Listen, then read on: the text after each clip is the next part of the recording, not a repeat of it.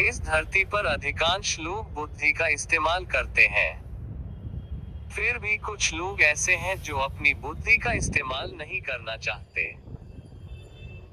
वे लोग खास तौर पर गंभीर मामलों में अपनी बुद्धि का इस्तेमाल नहीं करना चाहते। ऐसे लोग अपनी रोजमर्रा की जिंदगी में फायदे और नुकसान के मामलों में तो बुद्धि का इस्तेमाल करते हैं, पर गंभीर मामलों में अपनी बुद्धि का इस्तेमाल करने में दूर दूर तक वास्ता नहीं रखते।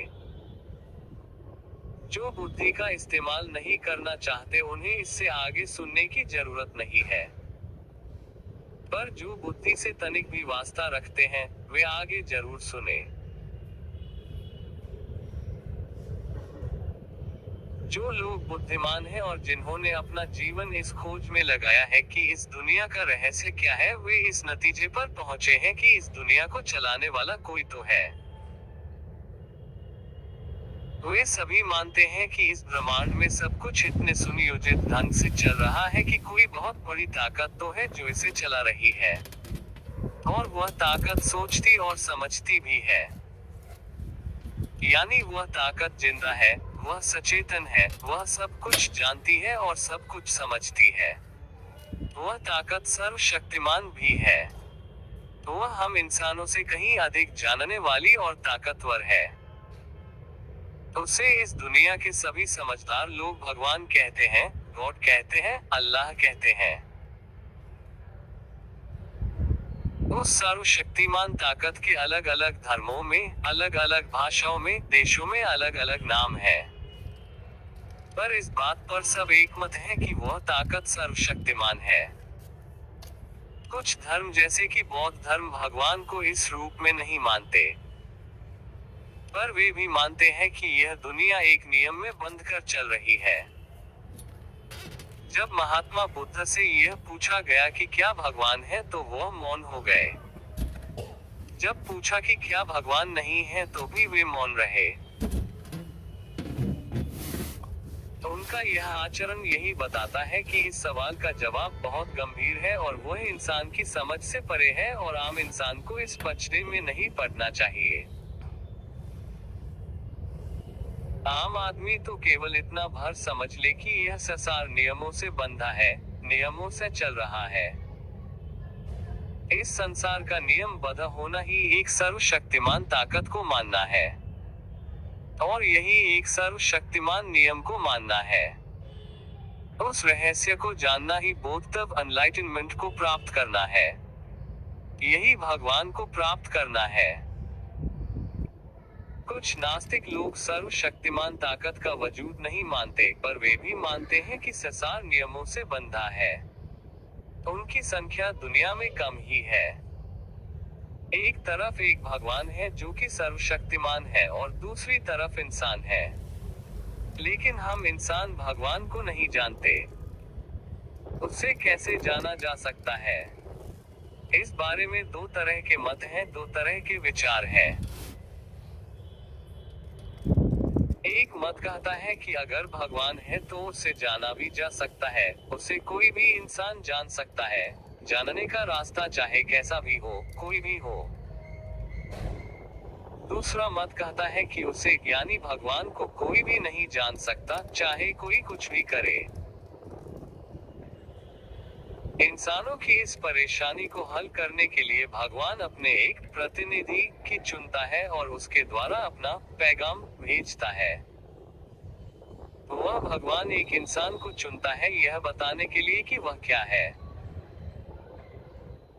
वह भगवान केवल उसी एक इंसान को बताता है कि वह क्या है, कैसा है, क्या चाहता है, क्या कहता है, वगैरह।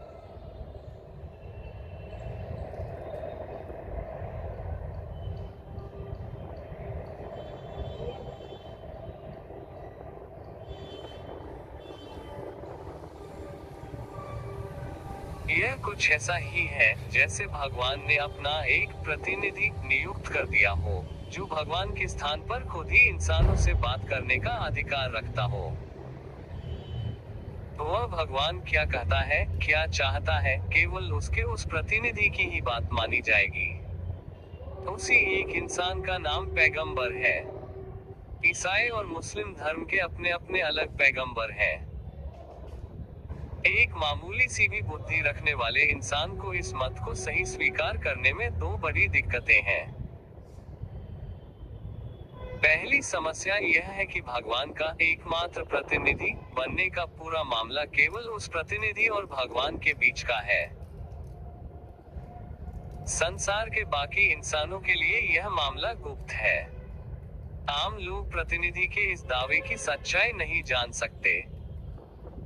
वे भगवान से नहीं मिल सकते और पूछ सकते कि क्या उस प्रतिनिधि का दावा सही है। यदि कोई झूठे ही ऐसा दावा कर दे तो उसकी सच्चाई कैसे परखी जाए। आखिर इंसान झूठ भी तो बोल देते हैं। इसका क्या इलाज है? फिर बात यही खत्म नहीं हो जाती।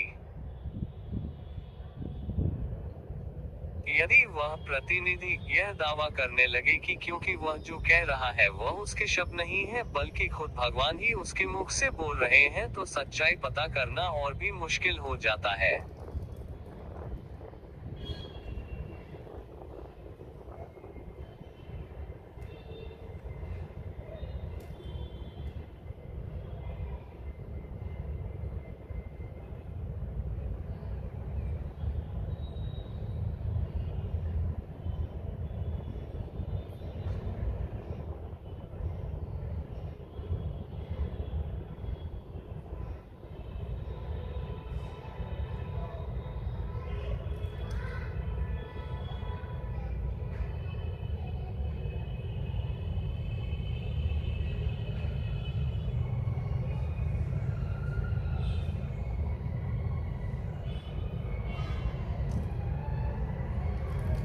यदि वह प्रतिनिधि उससे भी आगे बढ़कर यह कहने लगे कि उसके मुख से जो भगवान कह रहा है उसे यदि स्वीकार नहीं जाएगा और उस पर अविश्वास किया जाएगा तो यह भयंकर अपराध होगा और उस अपराधी को मार दिया जाएगा, और ऐसा वह खुद नहीं कह रहा बल्कि भगवान ही कह रहे हैं। तब तो उस दावे की सच्चाई पता करने के सभी रास्ते बंद हो जाते हैं। एक तरफ सर्वशक्तिमान भगवान है और दूसरी तरफ इंसान है जो उस भगवान को नहीं जानते, और दावा किया जाता है कि इंसान उस भगवान को नहीं जान सकते हैं। बीच में एक प्रतिनिधि आ जाता है और कहता है कि वह भगवान को जानता है और इंसानों को बताएगा कि वह भगवान कैसा है और क्या कहता है। यह सब एक तरह से इस दुनिया में ऐसा रास्ता खोल देता है जहां कोई भी व्यक्ति ताकत के बल पर ऐसा दावा कर सकता है और दुनिया में मार काट मचा सकता है। ऐसे में वे सभी सामान्य इंसान जिनके पास बुद्धि है और समझ बूझ है बेबस हो जाएंगे और उनके पास कोई तरीका नहीं बचेगा कि वे इस तरह के दावों की सच्चाई जान सके।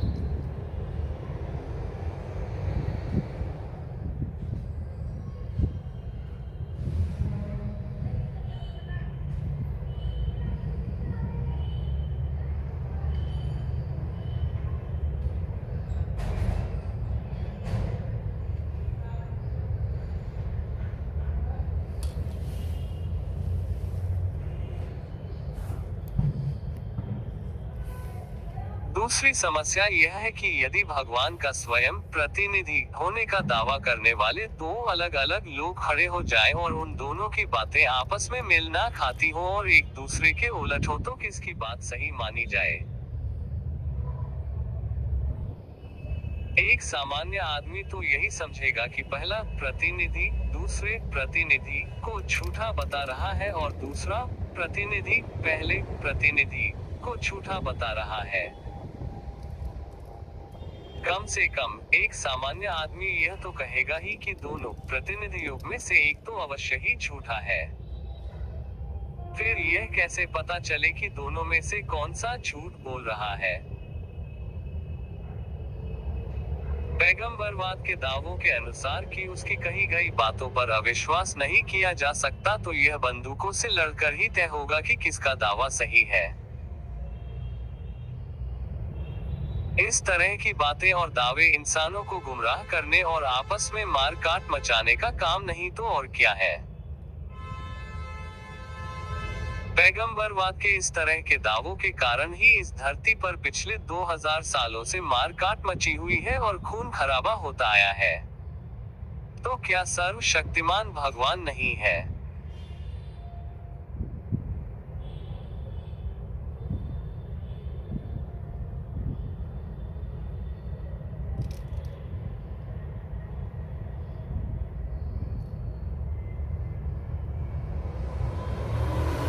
बहुत ही समझदार और बुद्धिमान लोग और सामान्य बुद्धि कॉमन सेंस रखने वाले लोग सभी इस नतीजे पर पहुंचते हैं कि कोई तो ताकत है जो इस ब्रह्मांड को नियमों में बांध कर चला रही है। इस बारे में सनातन धर्म का दृष्टिकोण आम आदमी की समझ में आने वाला और कहीं अधिक तर्कसंगत है।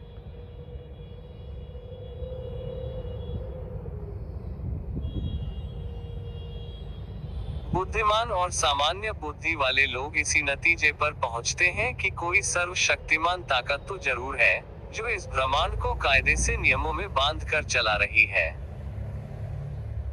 उस ताकत को कोई भी नाम दिया जा सकता है और उसके अलग अलग नाम होने से कोई फर्क नहीं पड़ता। वह परम शक्ति केवल एक है, और यदि वह वजूद में है तो उसे जाना भी जा सकता है।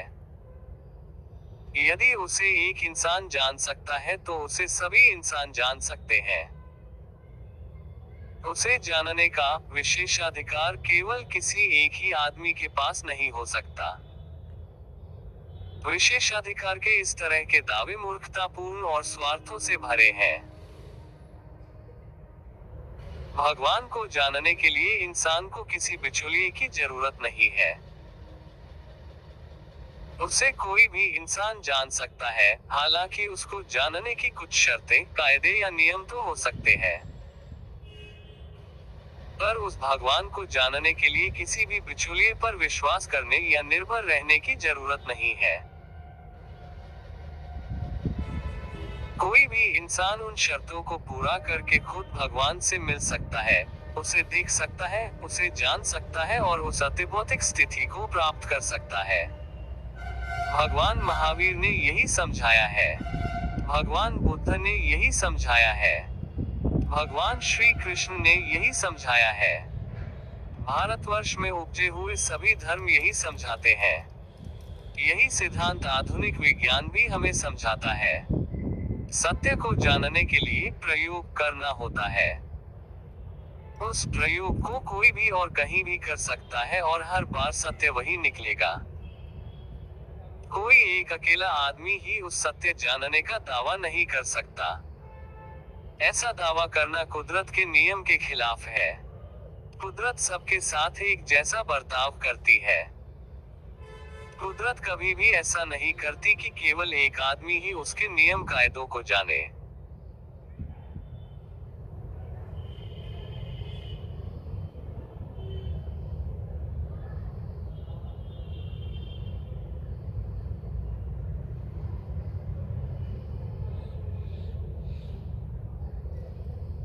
जिसने भगवान को देख लिया है, उसके दर्शन कर लिए हैं, वह बाकी आम आदमियों के लिए एक शिक्षक तो हो सकता है, एक मार्गदर्शक तो हो सकता है, पर इससे अधिक और कुछ भी नहीं हो सकता, फिर चाहे वह पैगंबर हो या कोई महान संत महात्मा हो।